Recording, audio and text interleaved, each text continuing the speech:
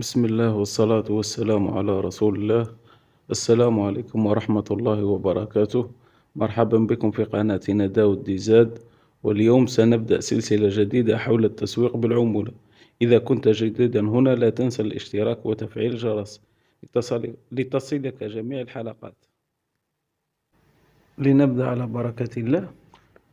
التسويق بالعمولة هو الترويج للمنتجات والخدمات عبر الإنترنت، والحصول على العمولة بعد إتمام الشراء من رابطك الخاص اللي روجت له في مواقع التواصل الاجتماعي كما التيك توك والفيسبوك.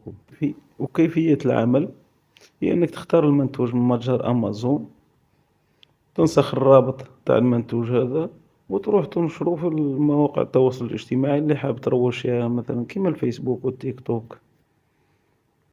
وكاين بزاف مواقع يروجوا فيها. في الدروس الجاية نشرحهم بليطاب كيما مرحلة بمرحلة. الخصائص المليحة اللي في التسويق بالعمولة هي أنك تقدر تخدم في أي وقت ومن أي مكان، والعمل بدون رأس مال، يعني رأس مالك تليفونك وشطارتك. كما نقولو حنا الجزائريين خدمة زايدة في وقت الفراغ، الإنسان خير من راه مريح ويتبع في التيك توك يدير حاجة تفيدو وتنفعو.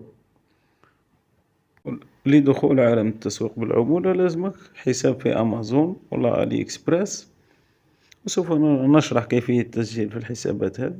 لازمك حساب فيسبوك وتيك توك ومدونة لترويج منتجاتك، الحصول على عملاء اللي راح يشروا عن طريق الرابط هذا اللي راح تحصل عليه بعد ما تسجل في أمازون وعلي إكسبريس.